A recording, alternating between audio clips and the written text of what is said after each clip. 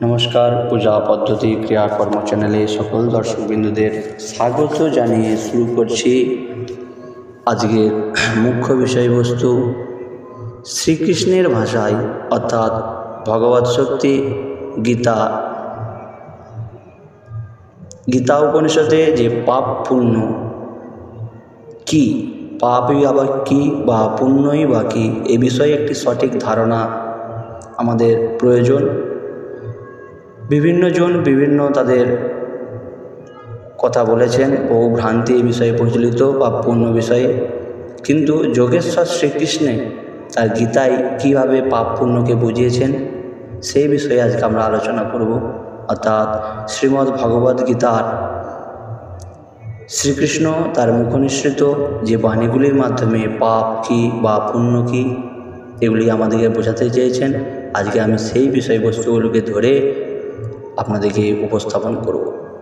তো শুরু করছি। পাপ পুণ্য বিষয়ে সমাজে বহু ভ্রান্তি আগে থেকেই প্রচলিত আছে, কিন্তু যোগেশ্বর শ্রীকৃষ্ণের অনুসারে রজগুণজাত এই কাম ও ক্রোধ ভোগ উপভোগ করে কখনোই তৃপ্ত হওয়া যায় না। এটা দুঃখদায়ক। অর্থাৎ কাম হলো পাপের একমাত্র কারণ। পাপের উদ্গম কাম অর্থাৎ কামনা সমূহ। এই কামনাগুলি থাকে কোথায়?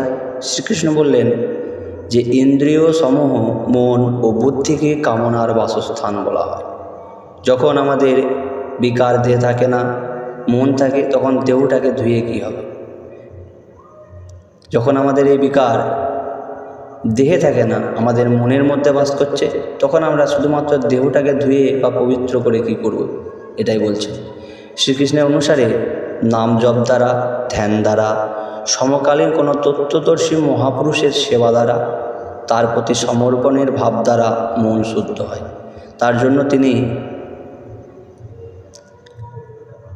বলেছেন তদ্বিদ্ধি প্রণিপাতেন, সেবা ও প্রশ্ন করে সেই জ্ঞান লাভ করা যায়, যার দ্বারা সকল পাপ নাশ হয়।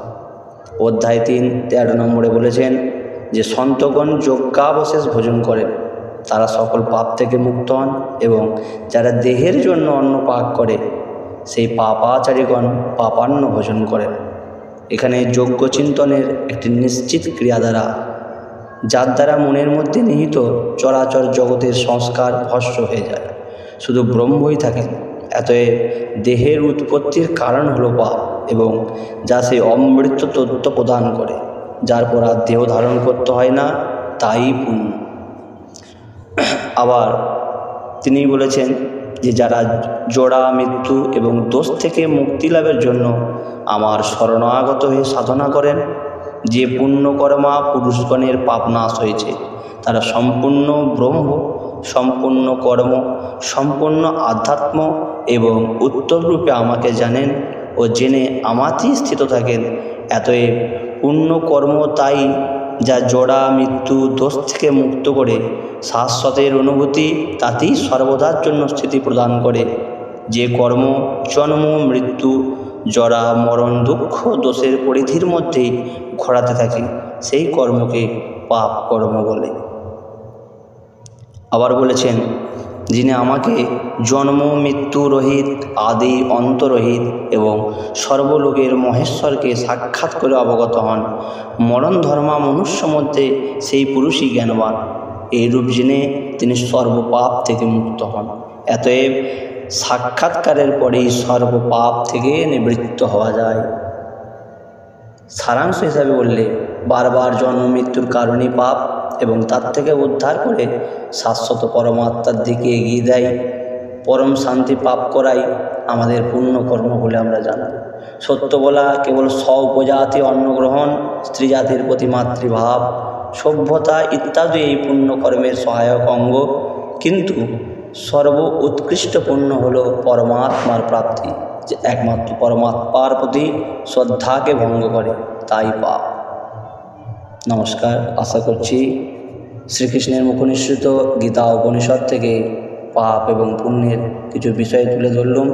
আপনাদের অবশ্যই ভালো লাগবে। যদি ভালো লাগে ভিডিওটি আপনাদের মতামত জানাবেন, এবং ভালো লাগলে আরও 5 জনকে ভিডিওটি শেয়ার করবেন। যদি এখনও পর্যন্ত চ্যানেলটি সাবস্ক্রাইব না করে থাকেন, অবশ্যই সাবস্ক্রাইব করে এই ছোটো চ্যানেলটির পাশে থাকুন, যাতে এই ধরনের আরও ভিডিও বানাতে আমি মোটিভেশন পাবো। নমস্কার।